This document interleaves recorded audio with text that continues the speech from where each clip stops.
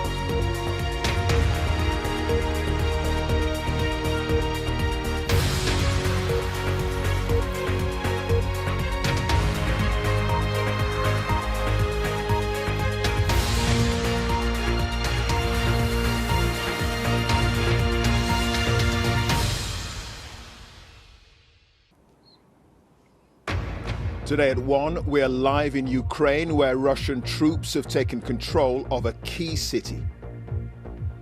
Kherson in the south has fallen. Russian soldiers are on the streets. It's the first major urban area now under the control of the Russian army. The strategic port of Mariupol has come under heavy fire. The battle for the city is intense. Moscow remains defiant, but Ukraine's president says the invaders will not win. We will restore every house, every street, every city, and we say to Russia, learn the word of reparations and contributions. You will reimburse us for everything you did against our state, against every Ukrainian in full, and we will not forget everyone who died. But Moscow says the West is failing to understand its mission.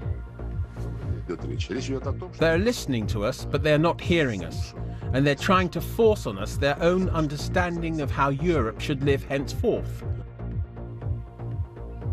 Talks between Ukraine and Russian officials resume to try to end the fighting. The West says it's united in condemning Russian aggression. What you have done so far is illegal, and you risk being isolated for decades to come.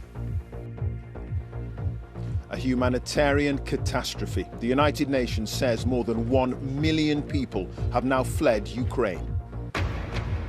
British aid, both military and humanitarian, heads to the war.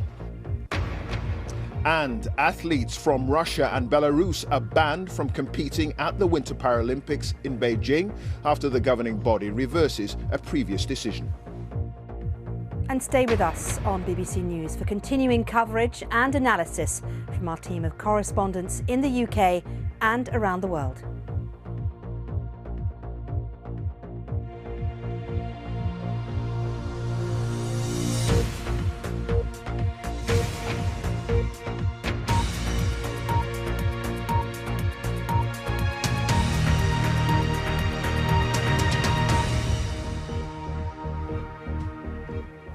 Good afternoon and welcome to the BBC News at 1. We're in the Ukrainian capital Kyiv on the 8th day of Russia's invasion.